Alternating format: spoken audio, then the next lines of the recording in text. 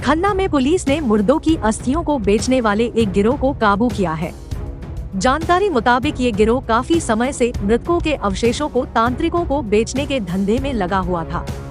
इस गिरोह के सदस्य अवशेषों को बेचने के बदले लाखों रुपए इकट्ठा करते थे।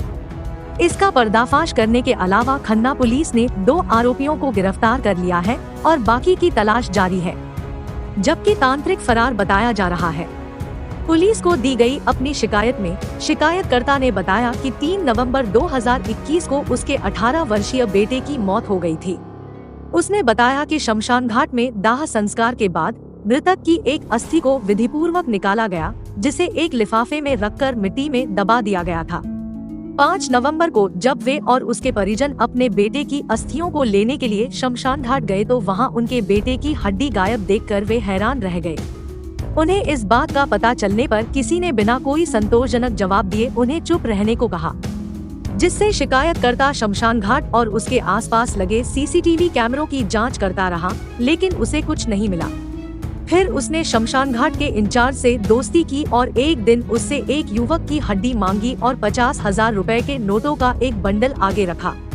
रुपयों के लालच में शमशान घाट के इंचार्ज ने 27 वर्षीय युवक की खोपड़ी व हड्डियां सौंपकर उससे 21,000 रुपए की मांग की। इस दौरान वे सारी वीडियो रिकॉर्डिंग करता रहा और जिसके बाद इस गिरोह का पर्दाफाश हुआ।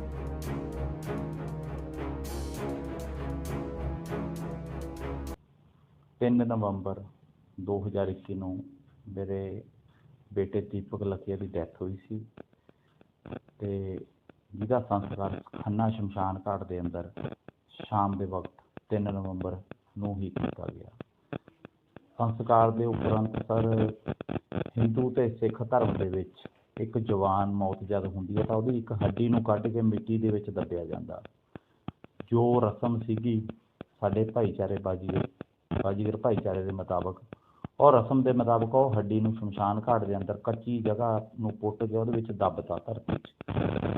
5 ਤਰੀਕ ਦੀ ਸਵੇਰ ਨੂੰ ਜਦ ਅਸੀਂ शमशान घाट ਫੁੱਲਾਂ ਵਾਲੇ दिन पहुँचे ਤਾਂ जो हड्डी ਦੱਬੀ ਗਈ ਸੀਗੀ 3 ਨਵੰਬਰ 2021 ਦੀ ਰਾਤ ਨੂੰ 5 ਨਵੰਬਰ 2021 ਦੀ ਸਵੇਰ ਨੂੰ ਫੁੱਲਾਂ ਦੇ ਟਾਈਮ शमशान घाट ਦੇ ਵਿੱਚੋਂ ਸਾਡੀ ਜਿਹੜੀ ਉਹ ਮੇਰੇ ਬੇਟੇ ਦੀ ਹੱਡੀ ਦੱਬੀ ਹੋਈ ਸੀਗੀ ਉਹ ਸਾਨੂੰ ਉੱਥੋਂ ਨਹੀਂ ਮਿਲੀ, ਜਿਹਦੀ ਅਸੀਂ ਚੰਗੀ ਤਰ੍ਹਾਂ ਭਾਲ ਕੀਤੀ। ਜਦ ਸਾਨੂੰ ਉਹ ਨਹੀਂ ਮਿਲੀ ਤਾਂ ਉੱਥੇ ਦੇ ਕਰਿੰਦੇ ਨੂੰ ਪੁੱਛਿਆ ਗਿਆ ਤਾਂ ਉਹਨੇ ਇਹ ਅਲਫਾਜ਼ ਕਹਿ ਦਿੱਤੇ ਵੀ ਜੀ ਰੌਲਾ ਪਾਉਣ ਦੀ ਲੋੜ ਨਹੀਂ ਤੇ ਆਪਾਂ ਬਾਅਦ 'ਚ ਗੱਲ ਕਰਾਂਗੇ।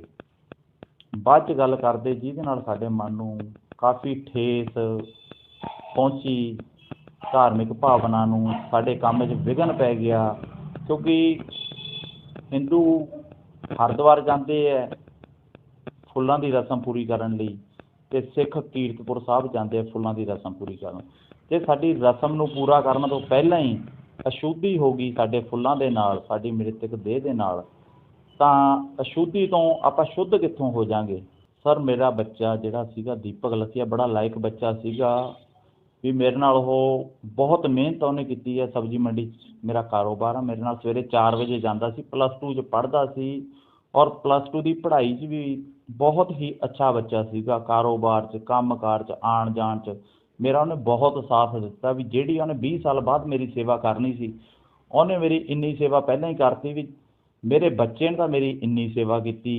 ਮੈਂ ਉਹਦਾ ਪਿਓ ਹੋ ਕੇ ਆਪਣੇ ਪੁੱਤਰ ਦਾ ਫਰਜ਼ ਅਦਾ ਨਹੀਂ ਕਰ ਸਕਦਾ ਜਿਹੜਾ ਪਿਓ ਵਾਲਾ ਫਰਜ਼ ਹੈ ਵੀ ਉਹਦੀ ਹੱਡੀ ਕਿਹਨੇ ਚੋਰੀ ਕੀਤੀ, ਕਿਹਨੂੰ ਦਿੱਤੀ, ਕਿਹੜੇ ਤਾਂਤਰਿਕ ਨੂੰ ਦਿੱਤੀ ਹੈ ਜਾਂ ਮੇਰੇ ਕਿਹੜੇ ਦੁਸ਼ਮਣ ਜਾਂ ਸਾਥੀ ਨੇ ਉਹ ਲਈ ਹੈ, ਉਹਦੇ ਨਾਲ ਉਹਦਾ ਕੀ ਵਾਸਤਾ ਹੱਡੀ ਨਾਲ। ਅਤੇ ਮੈਂ ਉਹ ਸੱਚਾਈ ਜਾਣਨ ਦੇ ਲਈ ਇਹ ਸਟਿੰਗ ਆਪਰੇਸ਼ਨ ਕਰਨਾ ਸ਼ੁਰੂ ਕਰਤਾ ਵੀ ਪੂਰੀ ਪੜਤਾਲ ਕਰਨੀ ਸ਼ੁਰੂ ਕਰਤੀ ਵੀ ਕੌਣ ਬੰਦਾ ਕੀ ਕਰ ਰਿਹਾ, ਮੇਰੇ ਬੇਟੇ ਦੀ ਹੱਡੀ ਨਾਲ ਉਹਦਾ ਕੀ ਵਾਸਤਾ, ਕੀ ਕਰਨਾ ਚਾਹੁੰਦਾ ਉਹ। ਸਟਿੰਗ ਆਪਰੇਸ਼ਨ 'ਚ ਐਵੇਂ ਹੈ ਵੀ ਕਾਫੀ ਦੇਰ ਬਾਅਦ ਮੈਂ ਪਹਿਲਾਂ ਆਪਣੇ ਤੌਰ 'ਤੇ ਕਲੂ ਲੱਭਦਾ ਰਿਹਾ, ਮੈਨੂੰ ਉੱਥੋਂ ਕੋਈ ਕਲੂ ਨਹੀਂ ਮਿਲਿਆ।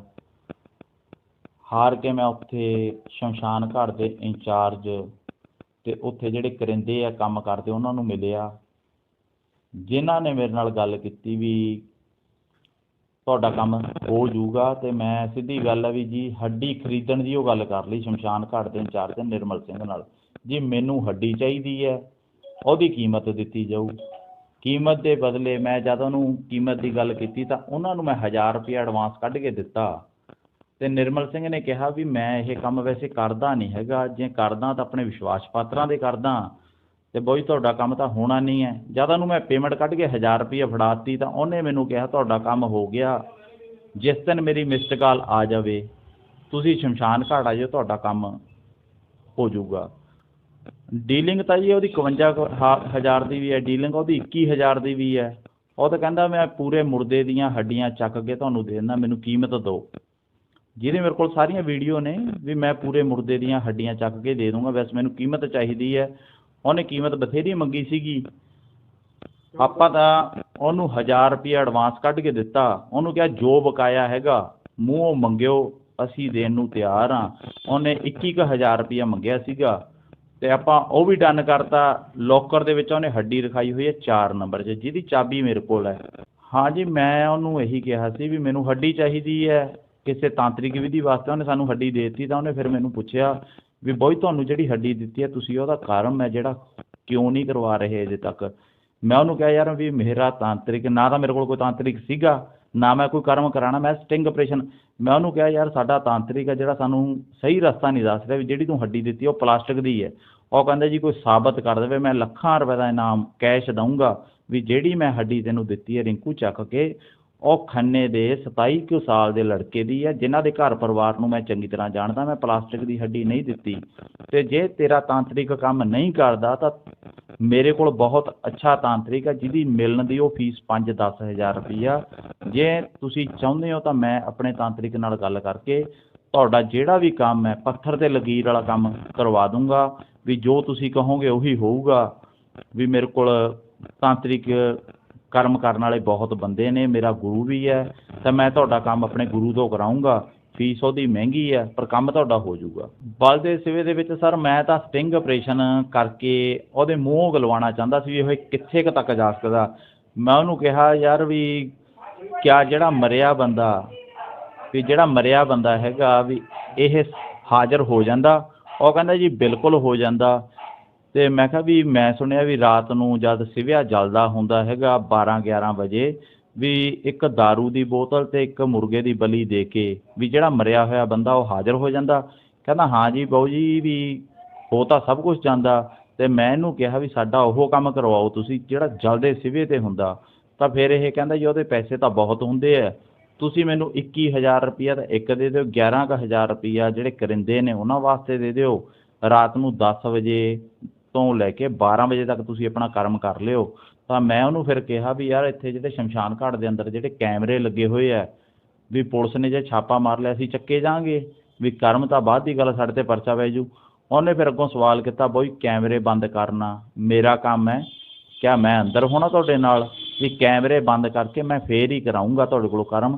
ਤੁਸੀਂ ਬੋਲੋ ਕਿੰਨੀ ਤਰੀਕ ਆਉਂਦੇ ਹੋ ਵੀ ਰਾਤ ਨੂੰ ਜਿਹੜਾ ਤੁਸੀਂ ਕਰਮ ਕਰਨਾ। ਨਾ ਅਸੀਂ ਕੋਈ ਕਰਮ ਕਰਨਾ ਸੀਗਾ, ਨਾ ਸਾਨੂੰ ਰਾਤ ਨੂੰ 11 ਵਜੇ ਜਾਣ ਦੀ ਲੋੜ ਸੀ। ਇਹ ਸ਼ਮਸ਼ਾਨ ਘਾਟ ਦੇ ਵਿੱਚ ਸੰਸਕਾਰ ਜਿੰਨੇ ਵੀ ਕਰਨ ਵਾਲੇ ਬੰਦੇ ਹੈ ਇਹ ਸਾਰੇ ਨੇ ਜੀ, ਕੋਈ ਮੈਂ ਕਹਿੰਦਾ ਕਾਫੀ ਬੰਦਿਆਂ ਦੀ ਟੋਲੀ ਹੈ।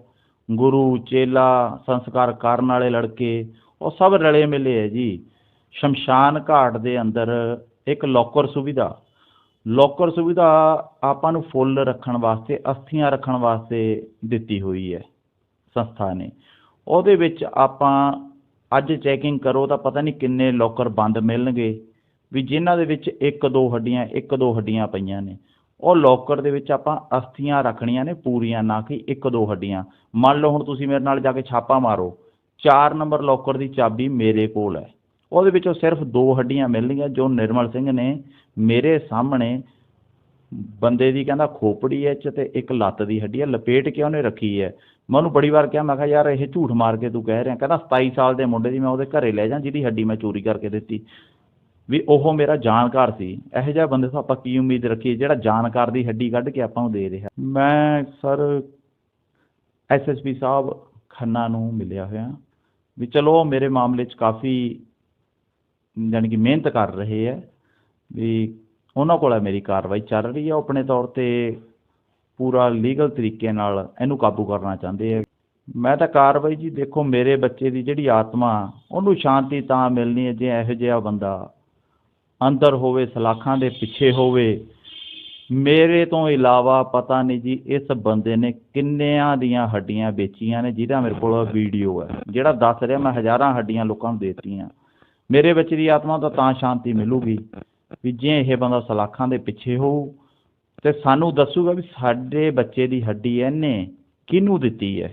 मैटर ये है कि रिंकू लखिया ने 3/11 को अपने बेटे दीपक लखिया का संस्कार किया था और रीति रिवाज मुताबिक उन्होंने अपने बेटे का हाथ का जो हड्डी है उन्होंने एक लिफाफे में बंद करके शमशान घाट में जो आपका जो ज़मीन है उसके अंदर उसको दबा दिया था।